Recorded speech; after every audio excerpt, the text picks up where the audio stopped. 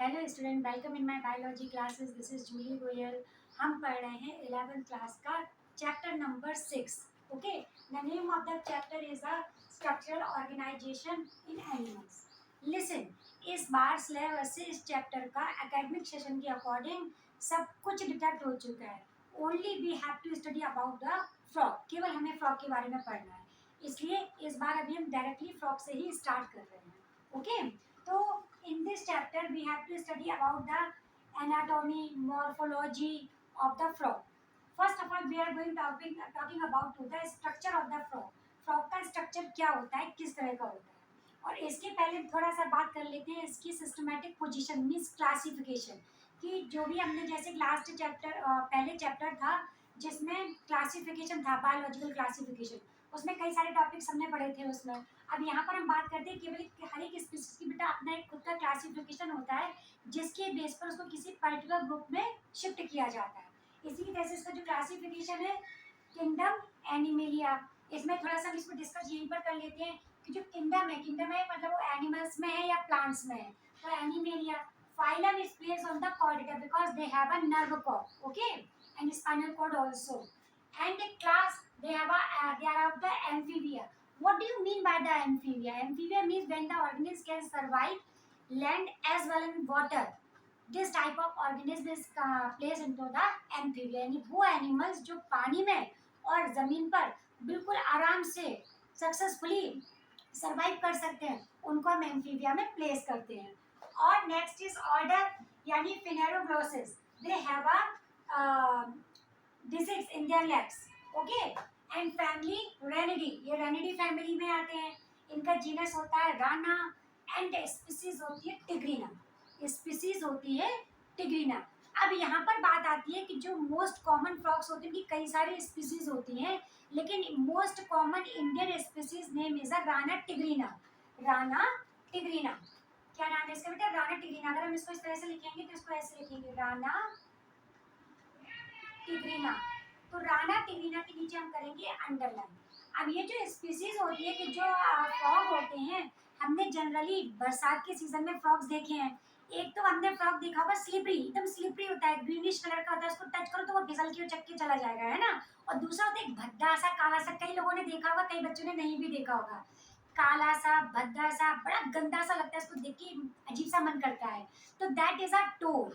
तो वो जिसको फ्रॉग को बोलते हैं वो क्या कहलाता है बेटा? ब्यूफो और टोड बोलते हैं इसको। और एक होता है ट्री फ्रॉग, जो ट्री पर रहता है, tree frog, that is tree frog. Tree frog जो होता है इसको उसका नेम है हाइला। क्या बोलते हैं बेटा? हाइला। ये उसका नेम है हाइला, जो ट्री पर रहता है। अब they have the body has divided into the two part. इनकी जो बॉडी होती है वो टू पार्ट में डिवाइड होती है। वन इज हेड और सेकंड इज टंग। केवल दो पार्ट में डिवाइड होती है। It means they doesn't have a neck and tail, okay.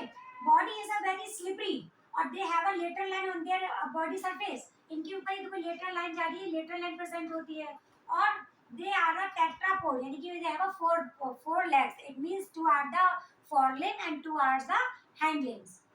About the structure of the body, they have in a anterior end they have a one pair of the nostrils, one pair of the eyes, and eyes is a bulb.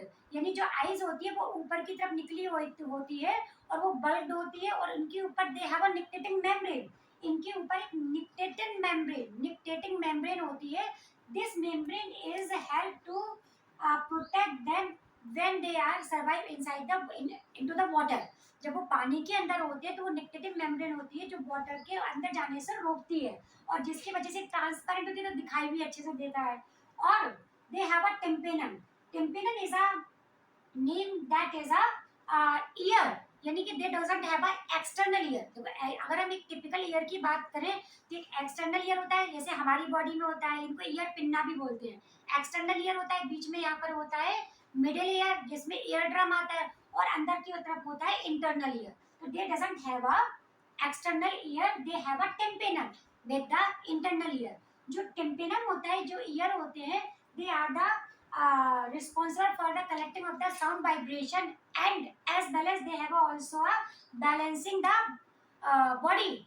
It means जैसे कि ये जो tympanum होते हैं, ये क्या करते हैं, जो इंटरनल ईयर होंगे, आपको बड़ा अजीब लगेगा ये सुनने में कि जितने भी एनिमल्स होते हैं इनमें जो इंटरनल ईयर होते हैं, इंक्लूडिंग विद अस, यानी ह्यूमंस भी इसमें इंक्लूड है, कि इनकी जो हमारी सबकी जो बॉडी होती है, वो जो इंटरनल ऑर्गन्स, जो इंटरनल ईयर होते हैं, वो एक बॉडी का बैलेंस बनाने में काम करते हैं। सोच रहे होगे इतना छोटा सा होता है तो कैसे करता है, लेकिन ये करता है।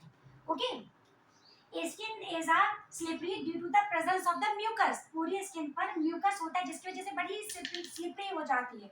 और they have a single opening that is known as the cloaca. So what do you mean by the cloaca? हमने एनस सुना हुआ है, और यूरेथ्रा के फॉर्म पर जब यूरिन का एलिमिनेशन होता है तो दो ओपनिंग सुनी होती है, लेकिन दे have a single opening cloaca. When the organism eliminate urine as well as the fecal matter with the only single opening, this type is opening is known as a cloaca। यानी कि ये ना urine का और जो faecal matter है जिसका जो एलिमेंट बॉडी से करता है डाइजेस्टेड फूड का, वो सारा का सारा एक ही ओपनिंग से होता है, that is known as the cloaca. Another example of it's birds, birds में भी एक ही सिंगल ओपनिंग होती है। Okay, and they have in their hind leg webs, इसकी बॉडी पर वेव्स होते हैं। these waves are the help them when they are in swimming, जब वो स्विमिंग करते हैं तो इनके लेग्स जो होते हैं, वेव्स होते हैं, उनको हेल्प करते हैं। Okay, now next thing is they have a sense organ also. We know very well sense organs क्या होते हैं, कि जैसे हमारे पास नोज होती है, इनके पास नेजल एपिथेलियल्स होती हैं, यानी नोज पर एपिथेलियल्स होती हैं। और इसके अलावा they have a touch sensory papillae, उनकी स्किन पर जो म्यूकस होता है और उनकी स्किन में छोटी छोटी बट्स होती हैं जिनको हम सेंसरी पैपिली बोलते हैं। क्या बोलते हैं? Sensory papillae. ये पैपिली का क्या होता है? टच वाली फीलिंग्स देते हैं, कोई इनको टच करता है, ठीक है ना। दे have a internal ear, eyes. Okay, तो ये इनके हो गए, ये सारे के सारे इनके क्या हो गए? सेंसरी ऑर्गन्स हो गए। और माउथ यानी कि टंग होती है। दे have a very long tongue, sorry, इनके टंग होती है काफी लंबी होती है, और वो जो टंग होती है वो इस तरह से फोल्ड होकर बॉडी के अंदर रहती है। Body is a dimorphism. Dimorphic means क्या होता है कि इसमें मेल और जो फीमेल होते हैं वो दोनों के दोनों सेपरेट होते हैं, दोनों को दूर से देख के पहचाना जा सकता है। Always male are the small size and female is on the large size. Female का जो शेप होता है वो बड़ा होता है, जो मेल्स होते हैं वो छोटे होते हैं। और इन दोनों में एक और भी डिफरेंस होता है कि जो मेल्स होते हैं they have a vocal cord, vocal shape, उनके पास एक बॉकल शेप होता है, one pair of the vocal shape. ये बॉकल शेप क्या होंगे? सर्दियों में रेनी सीजन में आपने देखा होगा टर टर की आवाज आती है, फ्रॉक की आती है कि नहीं आती हो? और आपने टीवीज में कई जगह देखा भी होगा, उनके कुछ एक से वो होते हैं जो फूल जाते हैं बलून की तरह। They have a vocal shape. तो ये what is the role of the vocal shape? At the time of the breeding they attract to the females by the producing this type of the sound। Getting my point?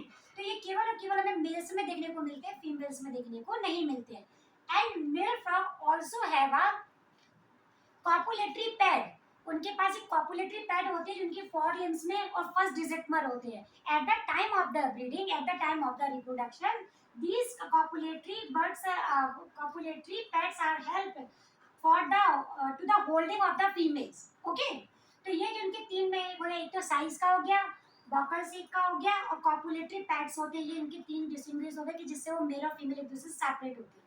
Okay, next thing is that frog are the poikilothermal. Poikotherms, it means they are the cold-blooded animal, cold-blooded animals। So what do you mean by this cold-blooded animals? It means कि देखो animals जो होते हैं two types के होते हैं, एक तो होते हैं कोल्ड ब्लडेड और दूसरे होते हैं वार्म ब्लडेड। तो वार्म ब्लडेड एनिमल्स वो होते हैं जिनके बॉडी का टेम्परेचर जो होता है वो 365 दिन, यानी कि पूरी की पूरी साल केवल एक ही होता है, लाइक एज अस, यानी हम ह्यूमंस हैं और कई सारे एनिमल्स हैं, बर्ड्स हैं, तो ये सबके सब वार्म ब्लडेड होती है। वार्म ब्लडेड और कोल्ड ब्लडेड का मतलब समझ लीजिए, क्योंकि कई बच्चों को यहाँ पर बड़ा कंफ्यूजन होता है कि इसका मतलब ये होता है कि जो वार्म ब्लडेड एनिमल होते हैं उनका बॉडी का टेम्परेचर केवल एक ही रहता है। जैसे हमें पता है डिग्री सेल्सियस में अगर हम बात करें तो 37 डिग्री सेल्सियस होता है, फ़ारेनहाइट पर बात करें तो 98 डिग्री सेल्सियस 98 डिग्री फ़ारेनहाइट होता है कि नहीं होता है? इसका मतलब क्या है कितना भी सर्दी आ जाए, बर्फ गिरे, कुछ भी हो या बहुत तेज धूप हो, 50% डिग्री सेल्सियस भी अगर टेम्परेचर चला जाता है गर्मियों के समय, लेकिन हमारी बॉडी के जो अंदर का जो टेम्परेचर होता है वो हमेशा मेंटेन होता है, कांस्टेंट होता है, वो कभी भी बढ़ता या घटता नहीं है। जैसे कि मान लो मैं कोई अंटार्कटिका पे छोड़े या फिर क्या बोलते हैं यहाँ पर जो बहुत ज्यादा आइस होती है, बर्फ होती है, वहां पर छोड़ा है और हमें सर्दी लगती है, जैसे हमारे अगर कपड़े कम होंगे ना तो हमें सर्दी लगेगी, लेकिन इसका मतलब ये नहीं है कि वो सर्दी का जो असर है वो हमारे ब्लड के अंदर आ जाए और ब्लड भी जम जाए, ऐसा तो नहीं होता ना। कितनी भी ठंड में चले जाएं, कितनी भी गर्मी में चले जाएं, हमारी जो बॉडी का टेम्परेचर होता है वो हमेशा कांस्टेंट होता है। लेकिन जब फीवर हो तब की बात नहीं कर रहे, वरना बोलो मैम फीवर में क्या होता है, फीवर एक दूसरा मैटर हो गया, गेटिंग माय पॉइंट। और जो कोल्ड ब्लडेड एनिमल होते हैं उनकी बॉडी का जो टेम्परेचर होता है वो एटमॉस्फेयर के यानी कि वेदर के अकॉर्डिंग क्या होता है वो चेंज होता रहता है, जिसकी वजह से इनको अपने आप को प्रोटेक्ट करना होता है। और ये जो फ्रॉग होते हैं, लिजर्ड होते हैं, ये क्या करते हैं, ये एस्टिवेशन और हाइबरनेशन पर चले जाते हैं। तो व्हाट का यानी ये एस्टिवेशन और हाइबरनेशन पर चले जाते हैं। सो what do you mean by the aestivation and hibernation? Aestivation and hibernation, hibernation यानी कि हाइबरनेशन मीन्स होता है विंटर स्लीप, विंटर स्लीप, और एस्टिवेशन का मतलब होता है summer sleep, summer sleep. It means that कि जो फ्रॉग होते हैं ना तो वो ज्यादा गर्मी बर्दाश्त कर पाते हैं और ना ही वो ज्यादा सर्दी बर्दाश्त कर पाते हैं, तो दोनों ही सीजन में ये क्या करते हैं, डीप स्लीप पर चले जाती है। तो डीप स्लीप क्या होता है कि जब ये गर्मियों के समय में ये अंदर जाके एक बोरो बनाएंगे, उसके अंदर चले जाएंगे और सर्दियों में भी ऐसे चले जाएंगे, तो ये अपने आप को, अपनी बॉडी को प्रोटेक्ट करने के लिए ये डीप स्लीप पर चले जाएंगे। इसको एस्टिवेशन और हाइबरनेशन बोलते हैं। लेकिन इसमें एक्चुअली होता क्या है, इसमें क्या होता है, इनकी जो मेटाबॉलिक जो रेट होती है वो काफी स्लो कर जाती है। जिसके जैसे मान लो अगर एक एग्जांपल है कि ब्रीथ का, तो अगर मान लो अगर 1 मिनट में ये 10 टाइम्स या फिर 70 टाइम ब्रीथ कर रहा है, एक एग्जांपल के तौर पर बोल रहे हैं, फिक्स रेशियो नहीं है ये, लेकिन अगर जब ये डीप स्लीप पर चला जाएगा तो मालूम पड़ी 1 या 2 बार ही ब्रीथ करेगा, एक ही बार ब्रीथ करेगा, क्योंकि इसको काफी लॉन्ग टाइम तक डीप स्लीप पर जाना पड़ता है। और ये एक तरह से देखा है तो इसकी डोरमेंसी स्टेज भी कहलाती है। Getting my point? तो ये हो गया एस्टिवेशन। और they have a property of the camouflage। इनके पास एक camouflage है जिसको मिमिक्री बोलते हैं। मिमिक्री बोलते हैं, मिमिक्री मतलब होता है किसी की चीटिंग करना, होता है ना कि मिमिक्री करते होंगे, कई बच्चे मिमिक्री करते होंगे, और इस एबिलिटी को बोलते हैं camouflage। यानी कि आपने देखा होगा कि जो फ्रॉग होते हैं वो जगह के हिसाब से अपनी बॉडी का कलर चेंज कर लेते हैं। अगर वो गार्डन में होंगे तो ग्रीन कलर के दिखाई देंगे, मिट्टी में होंगे तो मड के कलर का दिखाई देंगे। गिरगिट कैमिलियन का नाम भी सुना होगा, वो कलर बदलती है, लिजर्ड भी कलर बदलती है। ओके, तो this type of the ability by which they can protect themselves from their enemies, this is that is known as the camouflage। और ये जो प्रोसेस होती है उसको मिमिक्री बोलते हैं। ठीक है ना? तो ये तो इसका हो गया, ये प्राइकोथर्मल हो गया।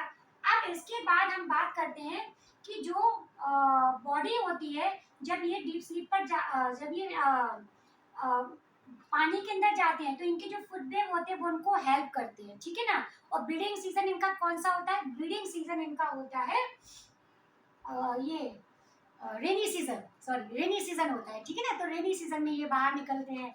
अब इसके बाद ये तो हमने पूरी बात की बेटा स्ट्रक्चर की, ये तो हमने पूरी बात की स्ट्रक्चर की। अब नेक्स्ट वीडियो में हम बात करेंगे इसकी एनाटॉमी की। और एनाटॉमी में हम इसका सर्कुलेटरी सिस्टम, रेस्पिरेटरी सिस्टम और क्या बोलते हैं रिप्रोडक्टिव सिस्टम, एक्सक्रीटरी सिस्टम, सबके बारे में थोड़ी थोड़ी बात करेंगे।